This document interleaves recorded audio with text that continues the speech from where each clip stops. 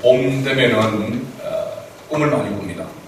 봄에 꿈을 많이 꾸는 거를 우리가 개꿈이라 이야기를 하는데, 왜 개꿈인가 생각을 해보면 봄 되면 대부분의 사람들이 생체 리듬에 있어서 면역력이 떨어지게 됩니다. 그러다 보니까 겨울을 지나고 봄이 오면은 나이 드신 분들, 병약한 그런 어르신들이 돌아가시는 그런 경우가 이렇게 많죠.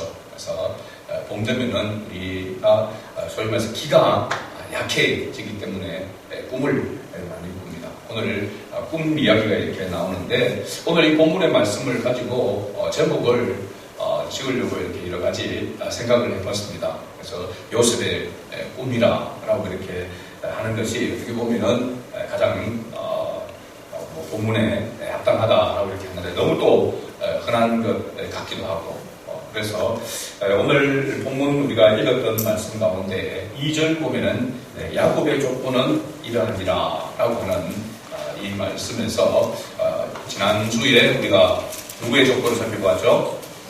에돔의 족보, 바로 에스의 별명인 에돔의 족보에 대해서 우리가 살펴보았습니다. 그리고 오늘 이 야곱의 족보는 이러하니라 라고 이렇게 시작하고 있는데, 이 스토리에 대해서, 요셉의 이야기에 대한 이런 부분에 대해서 우리가 너무나도 잘 알고 있는, 특히 주일학교부터 교회를 다녔던 분들은 수없이 많이 들었던, 아마 생각하면은 그림으로 그릴 수 있을 정도로 많이 들었던 그런 스토리라고 이렇게 생각됩니다.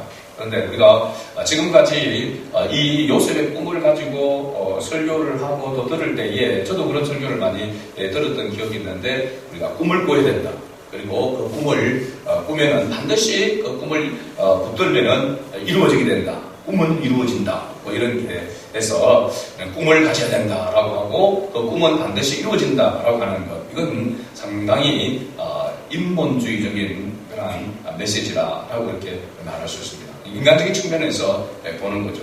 그러나 이 요셉의 꿈 속에서 감추어져 있는 하나님의 메시지는 그런 꿈을 꿉시다 라고 하는 그런 의미의 메시지가 아니라고 하는 사실입니다. 그래서 우리가 설교를 들을 때에 설교하는 사람도 잘 준비를 해서 설교를 바르게 해야 되고 또 잘 해야 되겠지만, 설교를 듣는 사람들은 또 설교를 듣기 위해서 사실 중요한 그런 부분들을 보면 적어도 이 본문, 설교에 대한 스토리 정도는 알고 있어야 되는 거죠. 그래서 오늘 참 다행스러운 것은 요셉의 꿈 이 이야기는 우리가 너무나도 대부분 어린아이부터 시작해서 다 알고 있는 그런 메시지라, 오히려 이 꿈에서 주님께서 말하시고자 하는 것이 무엇인지에 대한 그런 어떤 기대감도 있을 것입니다.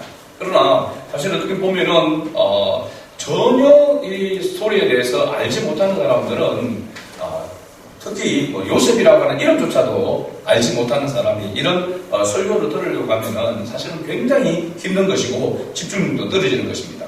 그래서 여러분에게 하나 이런 힌트라고 하기는 그렇고, 설교를 들을 때, 말씀을 들을 때에 집중해서 그 말씀을 들을 수 있는 그런 동기가 될 수 있는 그 부분은, 사실은 지금 우리 설교를 제가 할 때에 창세기 설교를 쭉 이어서 하고 있잖아요. 그죠? 그리고 수요일도 지금 고린도전서를 쭉 이어서 하고 있습니다. 그러면 제가 오늘 37장 1절에서 11절까지 본문의 내용을 가지고 여러분에게 설교를 하겠다라고 이렇게 말씀을 드렸습니다. 그럼 다음 주는 어디부터 시작될까요?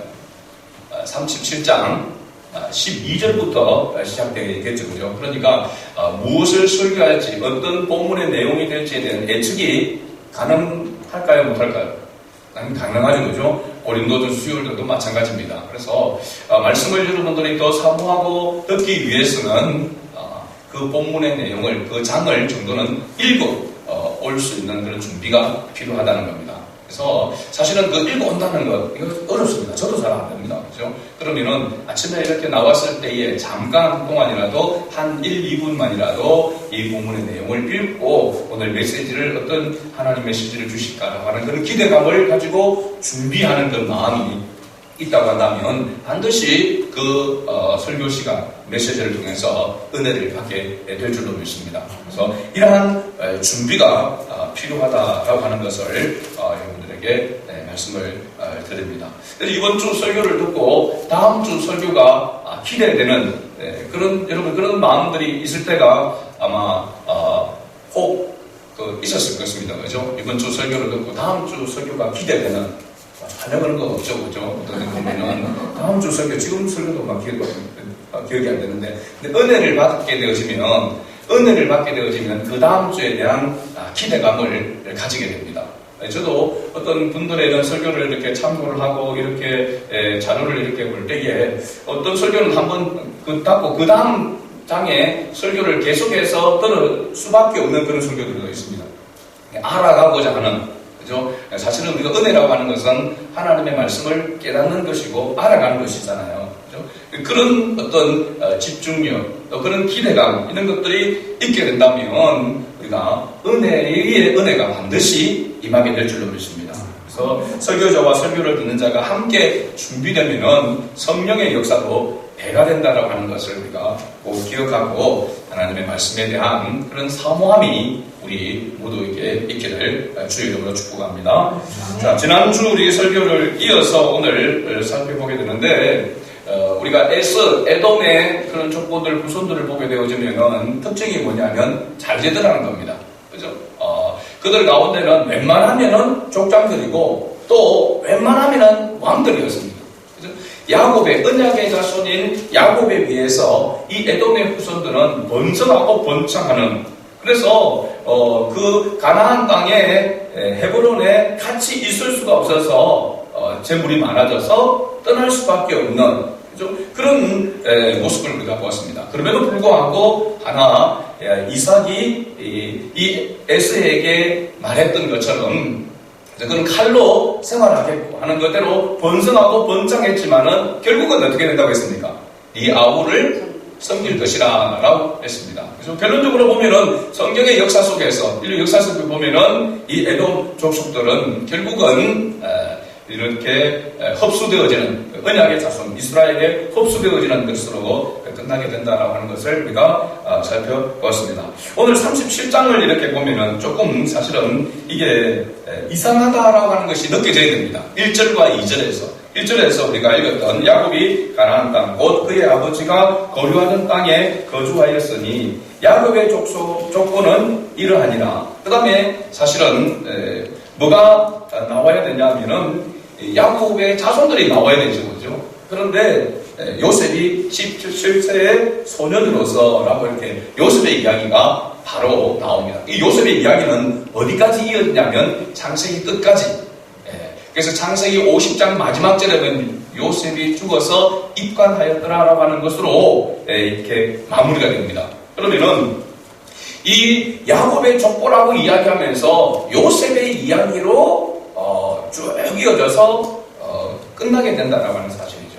조금 이상하지 않습니까? 어떻게 보면은 신학자들이 이 37장 1절 야곱이 가나안 땅, 곧 그의 아버지가 거류하던 땅에 거주하였으니 라고, 이 거주하였더라, 사실 이것으로서 36장 마지막 부분에 이것이 포함되어야 된다라고 이야기하고 있고, 37장의 시작은 실제로 보면 야곱의 족보는 이러하니라 라고 이렇게 시작되는 것이 맞다라고 이렇게 이야기를 합니다. 아무튼 야곱의 족보가 이러하니라 라고 한다면은 가장 먼저 우리가 앞서 살펴봤던 창세기 35장 23절에 보면 야곱의 12아들들이 나오죠, 그죠? 그 12아들이 태어난 그 부분들을 이야기하면서 레아의 아들들은 이러하니라 라고 하면서 르우벤, 시므온, 레위, 유다, 이사갈, 스불론 6명의 아들들을 이야기를 합니다.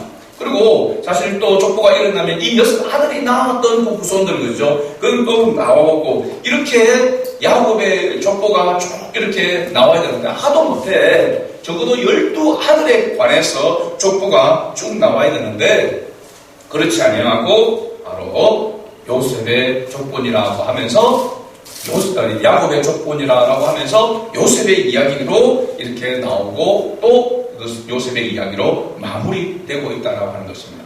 이것이 왜 이렇게 되어져 있는가라고 하는 것이 사실 오늘 설교의 핵심 포인트라고 말할 수 있습니다. 먼저 요셉의 이야기를 우리가 살펴보게 될 텐데, 본문은 요셉이 몇 세 때의 이야기를 이야기하고 있냐면 17세 때, 소년의 때, 소년이라고 할 때는 그야말로 젊다라고 하는 그런 것이고, 17세고 하니까 그 당시 12세면 성인이 된다라고 하더라도, 성인식을 하더라도 아직까지 어린 소년에 불과한 그런 나이다라고 할 수 있습니다. 이 요셉이 어떤 인물인지에 대해서 지금 이야기를 하고 있는데, 요셉이 어떤 인물인지에 대해서 이야기하면서 요셉이 우리가 생각했던 것보다 좋은 그런 이미지라고보다는 뭔가 좀 부정적인 그런 이미지로 이야기를 하고 있는 것을 봅니다. 2절에 보면은 요셉이부터 우리 같이 한번 읽어볼까요? 요셉이 17세의 소년으로서 그의 형들과 함께 양을 칠 때에 그의 아버지의 아들 비라와 실바의 아들들과 더불어 함께 있었으니 그가 그들의 잘못을 아버지에게 말하더라. 이거 보니까 요셉이 고자질하는, 그죠? 그러한 모습으로는 여기 잘못이라고 했는데 언어상으로는 뭐냐면 험담을 하다라고 이렇게 얘기합니다. 험담을 하다. 그럼 험담이라고 하는 것을 제가 사진을 찾아보니까 남의 잘못된 점이나 흉이 될 만한 것을 찾아내어서 말을 한다라고 하는 그런 뜻입니다. 그러니까 우리가 사실, 어떤 팩트가 있으면 그 팩트에다가 자기 감정을 섞어서, 그죠? 그렇게 말하는 것을 험담이다라고 이렇게 이야기합니다. 그래서 사실인데 거기에서 그 사람하고 관계가 내가 좋지 못하면은 그 사실에 대해서 내 안 좋은 감정을 보태서 더하여서 그렇게 말하는 것이다 라고 하는 것을 이야기하고 있는 것이죠. 그래서 요셉이 처음부터 요셉에 대하여 요셉의 인물됨을 이야기할 때에 험담한 그러한 모습으로 이렇게 나타나고 있습니다. 그런데 요셉이 왜 이렇게 형들의 그런 잘못을, 험담을 아버지 야곱에게 이렇게 했는가라고 보면은 이해되는 그런 측면이 있습니다. 요즘 TV에 프로그램에는 오원영 씨가 대세적이죠. 털면은 뭔데 보면 원영 씨만 이렇게 나오는데, 금쪽 같던 내 새끼가 하여튼 그런 그 프로그램도 이렇게 보게 되면 그 상황들이나 그런 어떤 부분들, 그렇게 행동하고 그렇게 하는 그런 부분들이 그 내용들을 이렇게 동기들을 이렇게 보게 되면 이해가 되는 그런 부분들이 있잖아요, 그죠? 마찬가지로 요셉이 왜 자기 형들의 그런 잘못을 아버지에게 이렇게 고자질하는 험담을 하게 되었는가라고 본다면, 요셉의 그 당시 상황을 느낀다면 자기가 가장 의지했던 어머니 라헬이 죽은 그런 가운데 있습니다. 죽은 후에 아버지의 아내들, 여기 보니까 어떻게 보면 비라는 라헬의 몸종이었습니다. 종이었습니다. 그렇죠? 비라와 실바의 아들들과 더불어 함께 있었다고 했습니다.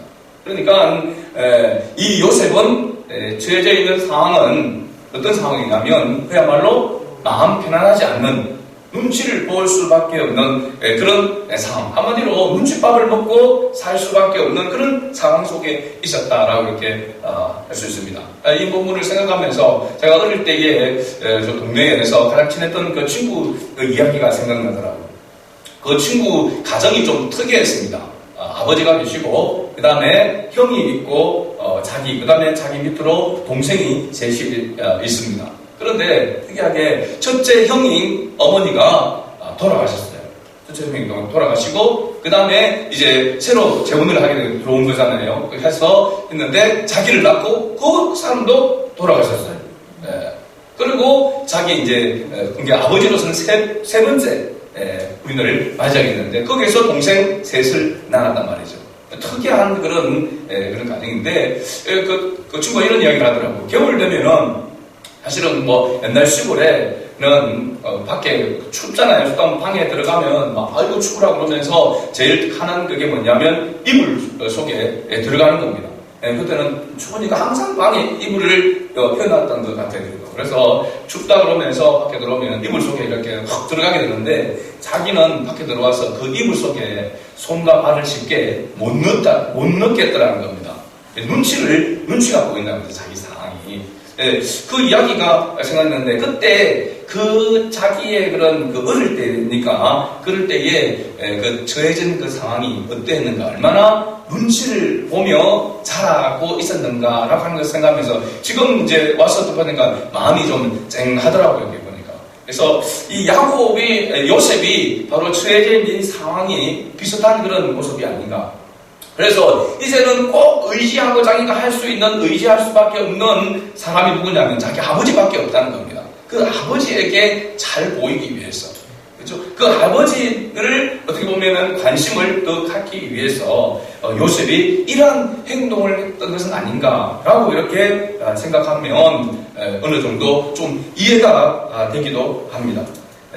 그래서 이런 그 눈치를 보는 그 가운데서 있다 보니까 형들도 이게 요셉을 별로 그렇게 사랑하고 좋아하지 않았던. 그래서 오늘 본문의 내용을 보면은 요셉이 미움을 받았더라. 더욱 미움을 받았더라. 어떤 부분에서는 미움을 받을 수밖에 없는 행동도 한 부분들이 있습니다. 그죠? 이 고자질했던 것, 험담했던 것도 미움을 받을 수 있는 그런 일이잖아요. 그죠? 그 다음에 보니까 또 미움을 받을 수밖에 없는 그런 일이 그 가운데서 아버지 야곱이 자기가 가장 사랑했던 아내 라헬이 죽고 난 다음에 그가 노년에 나이 들어서 낳은 아들 이 요셉을 더 사랑했다라고 이렇게 했습니다. 그 사랑하는 것이 확실하게 눈에 보이도록 한 게 뭡니까? 채색 옷을 만들어 입혔다라고 하는 겁니다. 여기 채색 옷은 요즘 말 옛날 표현으로 하면 비단옷과 같은 그런 모습이고, 당시로 보면은 제사장이나 이런 또 왕궁에 있는 사람들이 입었던 그런 옷입니다. 어떤 분들은 요셉이 이런 옷을 입었던 것은, 특히 채색 옷을 입었던 것은 하나님 그 토라 율법을 잘 이렇게 알아서 그래서 밑에 그런 옷을 입었다라고 얘기했는데, 그런 어떤 추측에 불과하고, 어쨌든 좀 야곱이 이 요셉을 편애했다라고 하는 것은 틀림없는 그런 사실입니다. 그렇죠? 형들도 있고 동생들이 있는데 그 요셉에게만 특별하게 이런 좋은 옷을 해 입혔으니까 더 미운 데다가 더 미움을 받을 수밖에 없는 그런 형편이 되는 것입니다. 결정적으로 요셉이 보면 꿈을 꾸게 되는 것이죠. 요셉이 꿈을 꾸며 그들이 더욱 미워하였더라라고 이렇게 이야기합니다. 요셉이 꾼 꿈이 어떠냐면은 6절에 보니까 요셉이 그들에게 이르되 청하건대 내가 꾼 꿈을 들으시오라고 이렇게 형들에게 이야기를 합니다. 7절에 보니까 같이 읽어봅니다. 우리가 밭에서 곡식단을 묻더니 내 단은 일어서고 당신들의 단은 내 단을 불러서서 절하더이다.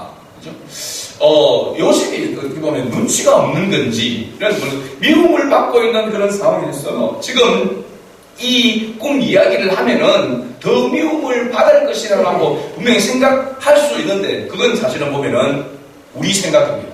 요셉의 형편에서 그 입장에서 보게 되면 요셉이 이 꿈을 꾸는데 이게 도대체 무슨 의미인가를 몰랐기 때문에 이야기했다라고 보는 것이 타당합니다.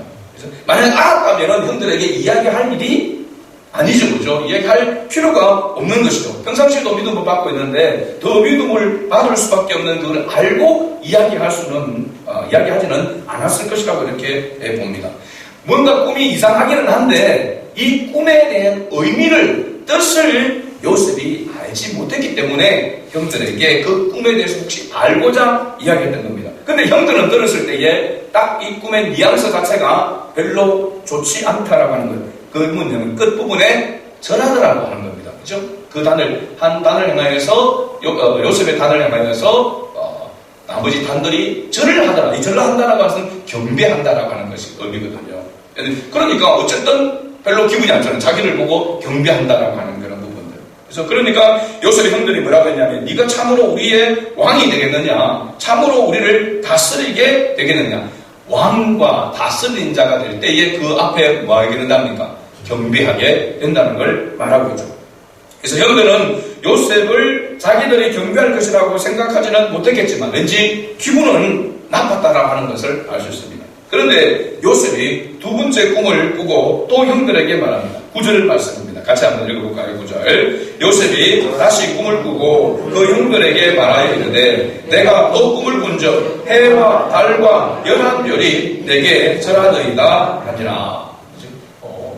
형들에게만 이야기한 것이 아니고 여기에서는 뭐냐면 아버지에게 야곱에게까지 이야기를 합니다. 그 우리가 보면은 우리가 이 내용을 전부를 알고 있는 그 상태에서 보게 되면 여기에 해와 달은 부모라고 하는 그걸 생각을 하게 됩니다. 그런데 요셉의 입장에서는 지금 해와 달 이 부분들 그리고 11명 이 자기를 향하여서 절을 한다는 것이 이게 도저히 이해할 수 없는 그런 앞으로 자기가 애굽의 총리가 될 것이다 라고 하는 그런 꿈을 꾸고 있는 것도 아니잖아요. 그렇죠? 이게 전혀 요셉은 이해할 수 없는 알 수 없는 그런 꿈을 지금 꿨다는 겁니다. 그걸 이야기를 하게 되죠. 그러니까 아버지가 들어도 이건 별로 기분이 안 좋아. 그러니까 야곱이 뭐라고 했냐면 10절 중간에 야곱이 요셉을 꾸짖으면서 말합니다. 네가 꾼 꿈이 무엇이냐? 나와 네 어머니와 네 형들이 참으로 가서 땅에 엎드리게 절하겠느냐? 라고 이렇게 요셉을 야곱이 나무라는 것을 봅니다. 이게 아버지 야곱도 별 기분이 안 좋았다라고 하는 것을 알 수 있습니다. 그러나 11절 말씀 같이 읽어보겠습니다. 11절. 그의 형들은 시기하되 그의 아버지는 그 말을 간직해 두었더라. 이게 이제 우리가 야곱의 족보로 이야기하면서 요셉 이야기를 하고 있는데 야곱의 신앙이 야곱이 이제 얼마나 자기 중심에서 하나님 중심으로 이동하고 있는가라고 하는 것을 바로 이 여기에서 암시하고 있습니다.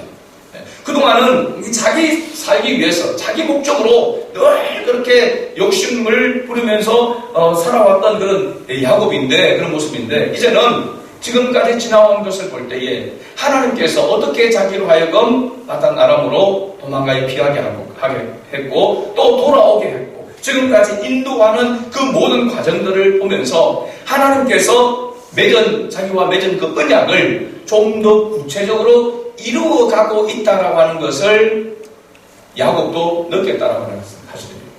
깨닫고 있다는 것입니다. 그래서 무슨 이유로 이렇게 요셉에게 이 꿈을 꾸게 하고 이 꿈이 앞으로 어떻게 이루어질지에 대해서 한번 봐야 되겠다라고 하는 그런 마음, 어떤 신앙적인 언약에 대한 그런 부분에 대한 기대감을 여기에서 바로 보여주고 있다라고 이렇게 말할 수 있습니다. 여기까지 우리가 요셉의 인물에 대해서 우리가 살펴보면은 우리가 딱 팩트로 보면은 그런 정말 눈치 없는 그런 아이였고, 그죠?